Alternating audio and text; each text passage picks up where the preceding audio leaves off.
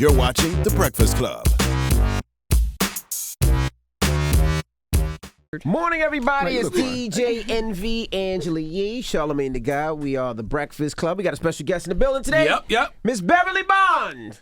Hey, good morning. I don't even know how to announce it because she's that so name. many DJ different things. Beverly Yeah. I just want to say DJ. Founder and executive director of Black Girls Rock. Yes. DJ. Extraordinaire. He was a Wilhelmina model. Yes.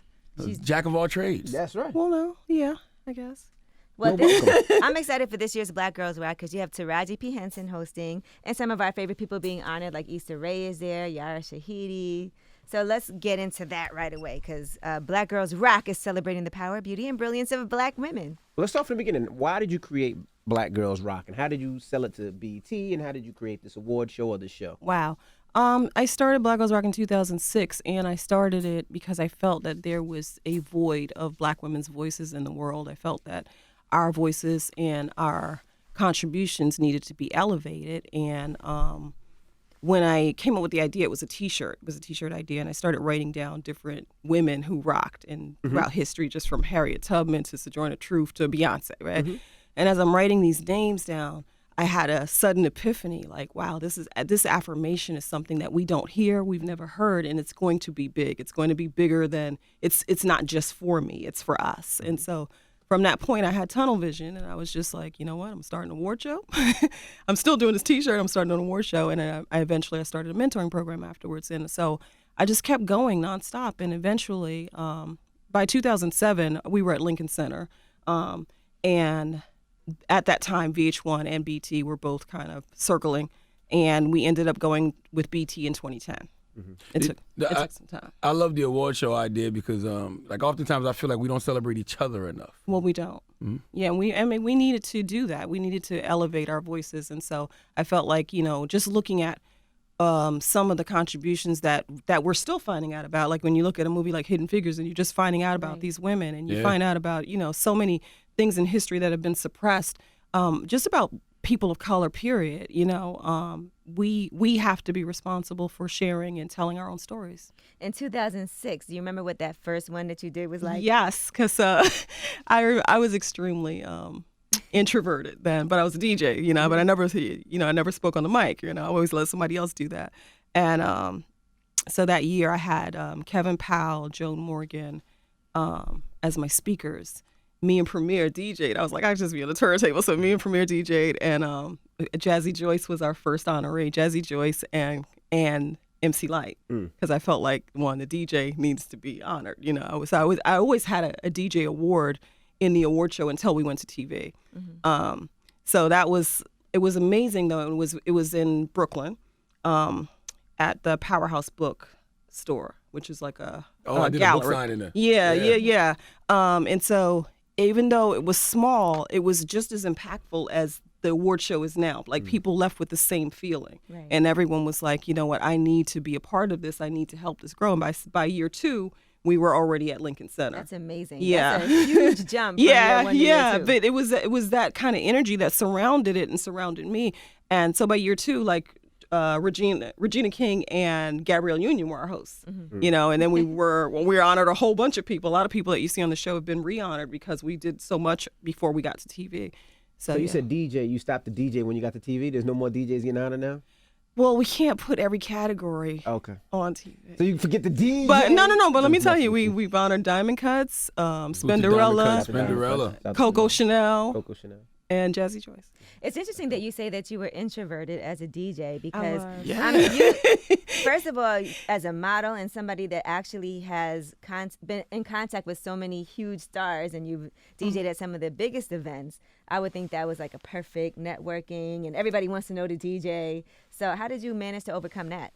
It took time, and it took, this platform actually took me out of my shell. I remember just kind of saying I wasn't going to speak. First year I didn't speak. Second year I barely spoke. It just took a while, but it was like people kept saying, Bev, you have to speak. People have to know, they have to know you, and I was like, why do I have to do that? Russell Simmons goes out, says, God bless and good night, and that's it. So, in my mind, that's what that's what I thought I was able to do. I remember when I was, up for the mixtape awards, and I was with Enough at the mixtape awards. And so I knew I was in the category. I knew it was nominated, but it didn't dawn on me that if you win, you actually have to go and do an acceptance speech. Thank you. Yeah. And so Enough won, and so when he was going up to the podium to speak, all of a sudden it hit me that if I win, I've got to do that. And so I immediately, I started praying, and my hands were sweating, my heart was beating, and I was like, oh my God, I don't want to go up there. So I started praying, not that I didn't win, but that I didn't have to go up. And then a fight broke out. You remember that mixtape award? And the whole thing got shut down. Yeah, so you was happy. Right before. Who started the fight? I don't know. It was, yeah, I know. I think I know. K-Slay? Keep it going, baby. Yeah. She started it so she wouldn't have to go up there. It worked in my favor anyway. Yeah.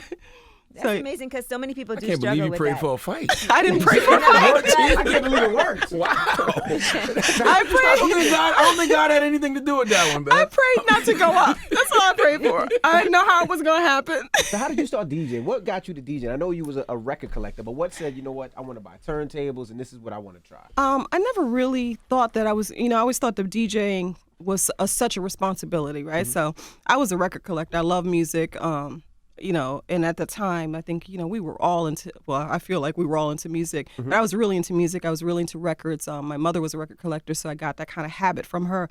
And when I was modeling and I was planning to move to LA, and I was talking to Wood Harris, and he was like, Bev, if you come to LA, you've got to, it's not like New York, you can't just go to the coffee shop and have a social life. You have to have a crew. And he said that at the time, him, Fatima Robinson, and Saul Williams had this little poetry thing that they would do. And I was like, okay, well, I got records. Maybe what I'll do, I'll be in your crew and I'll just DJ the... I don't have to talk. Yeah. But I wasn't really a DJ. I just had music, right? But I hung around DJs. I knew DJs, and I kind of had the idea. I just didn't think I was going to do it as a real job. One, I didn't know, other than radio DJs, that it was a real job, And so I got my turntables because I wanted them. And I started practicing. I had a lot of friends that were DJs, so people would come over and practice with me. Then I practice after they leave. And so I remember I was just like, God, I'm nice, and so my friend told me, two people told me this. Babito told me, and another person who's a photographer who's also a DJ, he's like, you think you're nice because you're playing hip hop and house. He says, but when you play on soul music and you play music where you got to hold the beat, where you got to hold the mix, when it's a drummer playing, when it's live, that's when you're nice, because then you have to kind of ride it. So I made that my mission. And so then I started just practicing only on soul music. And then it kind of became my signature, just really digging in the crates. And I was doing that, kind of for a while before people really started doing that kind of format. Did you have to carry crates and bring your records? I got them. You still got all them records? Yeah. Did you have to carry them to the club and all of that? It was heavy. You had to carry the crates. I did, and then I ended up getting guys. But in the beginning, I had to do 5 flights up and down. That's my mama crazy. threw my mama threw a lot of my records out. Man. Wow. It was in the basement. She was like, if you ain't gonna come get them, You could have got some money for those. Oh my God. What if you were dating a guy and he refused to carry your crates? I think that's just that's What's your purpose? Yeah, you gotta go. Yeah, you gotta go. Because it's important, Yeah. and you need the help. When did you get out of your fear of public speaking? I think. She's like, I'm still kind of scared. You going last year? Yeah, I'm not gonna say I was no. hoping this interview No, would it get canceled. happens. It was going to be a fight. Right. No, it definitely, I got over it because I had to speak, you know what I mean? And after a while, I started to realize that as long as I know, if I don't go out just to speak for the purposes of speaking, you know what I mean? I have purpose in what I'm talking about. And so that's just kind of what guides me.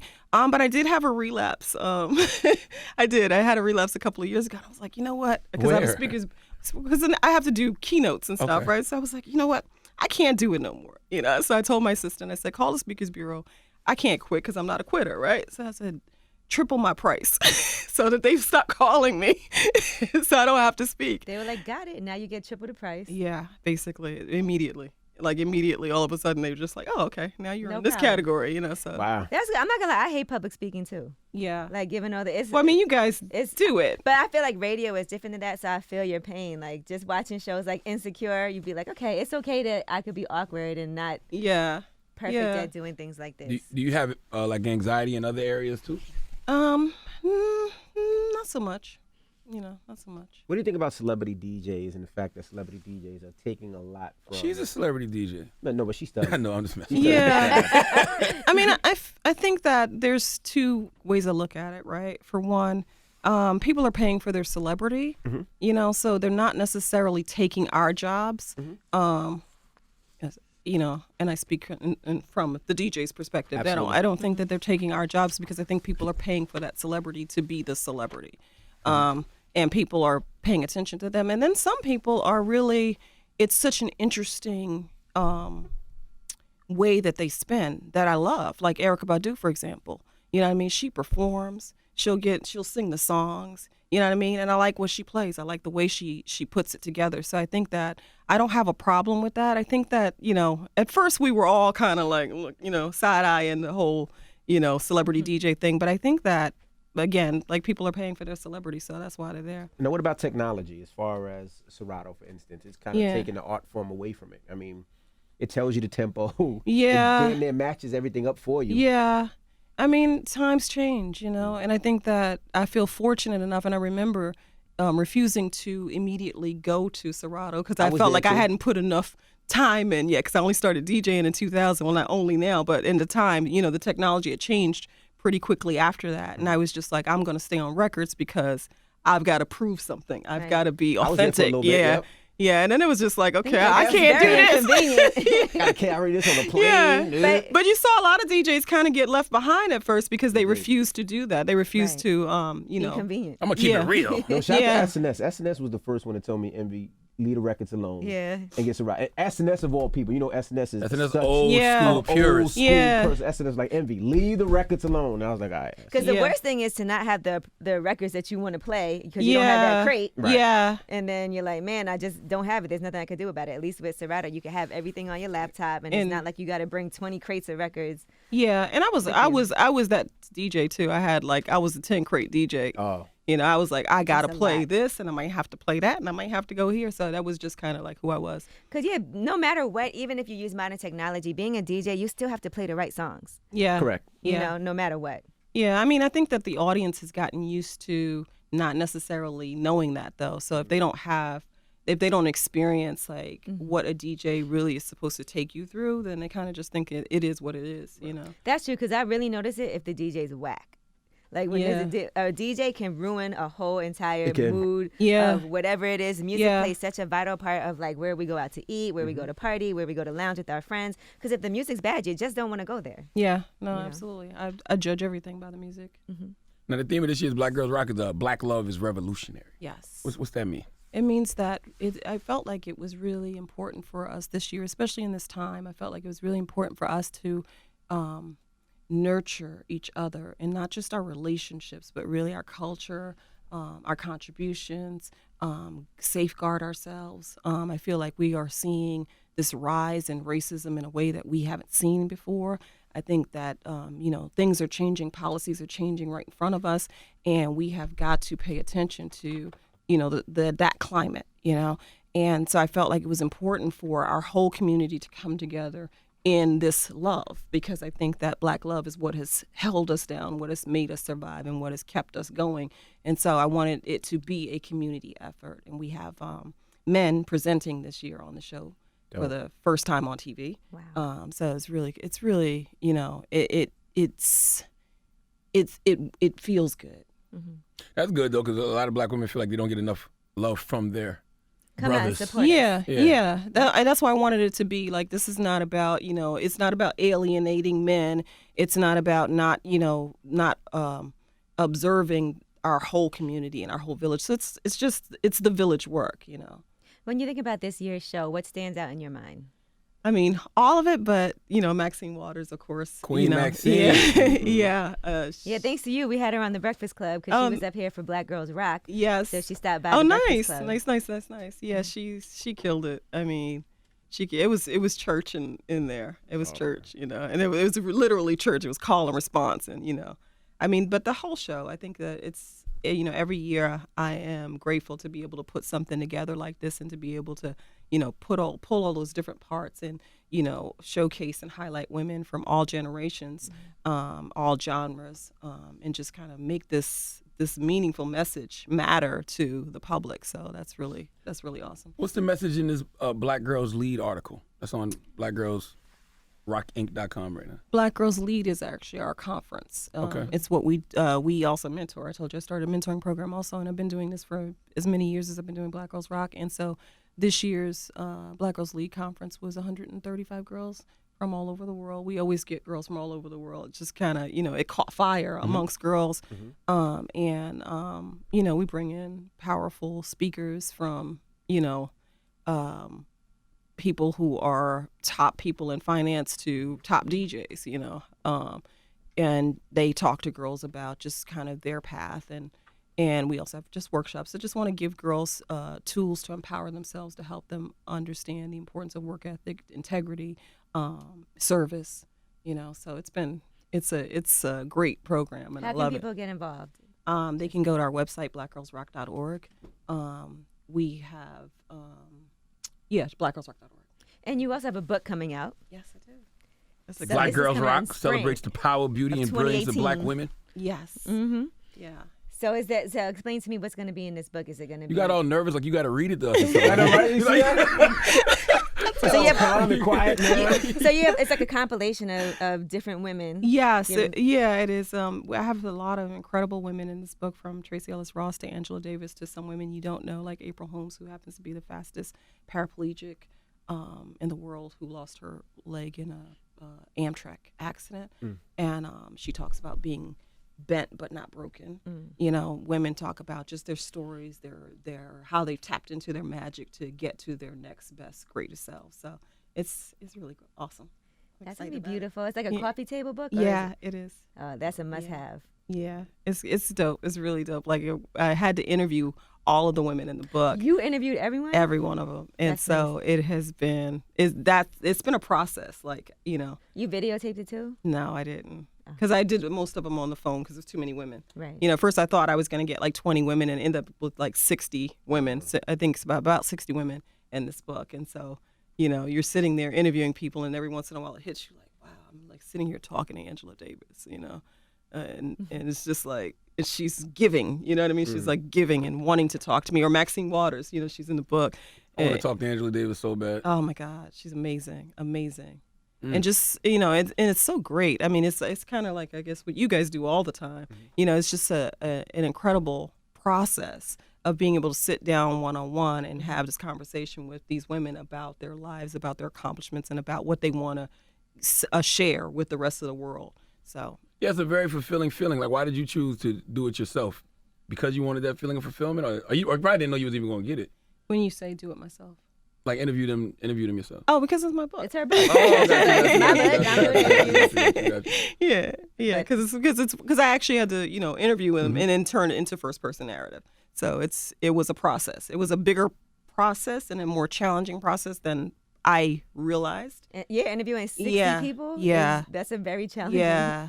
And I hate to sound morbid, but when you interview the elders, like, you never know. So when they do pass, you're like, damn, at least you have this like moment in time that you can share with people. Like, we just Like Dick Gregory. we replayed Dick Gregory yesterday. Yeah, I because we saw interviewed that. him last year. I saw that. And it's just like, we got an hour and 40 minutes with Dick Gregory. Like, that's priceless. Right. Yeah, and that's the whole point. It's like, even on the show, we honor Roberta Flack, who just recently had a stroke.